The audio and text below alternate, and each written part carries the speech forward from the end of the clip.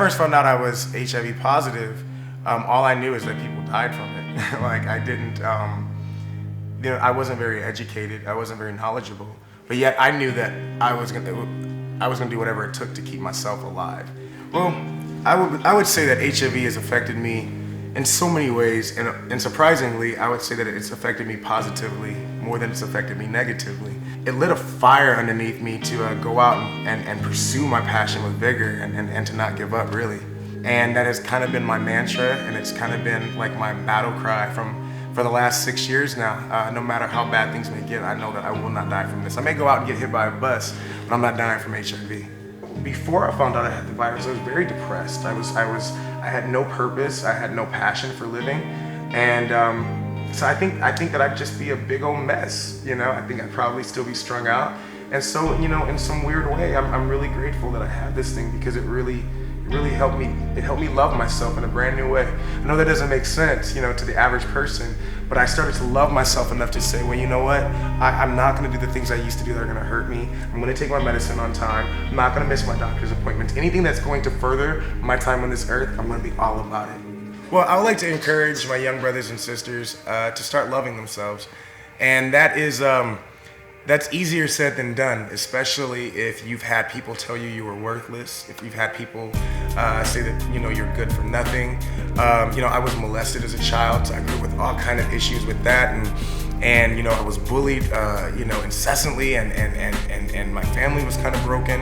But at some point, you have to take ownership and say, I love me.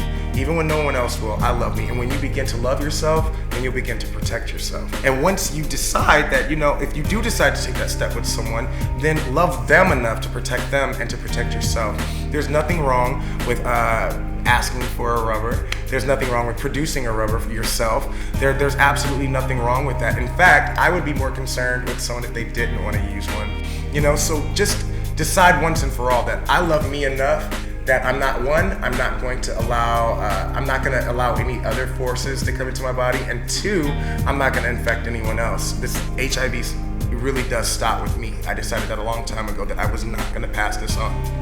I mean, if you are walking around with a hopeful, optimistic outlook on life, then people are drawn to that positivity, and no pun intended, but they're drawn to that positivity. So I would encourage people, when you are dating someone and you're thinking about disclosure and you get that knot in your stomach and you're saying, but what are they gonna think? One, remember that you are way more valuable than what anyone else thinks. So even if they reject you, it's not true rejection. They just weren't good enough for you to begin with, And the second thing I would say is be honest as early as possible. There is that chance that it might be too much for them to handle. Well, then let them live their life and you live your best life. Just know that you have something to offer someone, and again, you're not broken. There's nothing wrong with you, and you're worthy of love. So don't listen to the lie that will perpetrate in your head that, you're an untouchable, you're a leper, you're the dredge of society. Those are all lies. So I would encourage you to believe the truth about yourself. And what is the truth about yourself? That you were born on purpose, with purpose, that you have a talent that nobody else has, and that you have a gift you can offer the world that no one else has. Once you begin to own that, then you won't settle for no one's nonsense. And that's my story, and I'm sticking to it.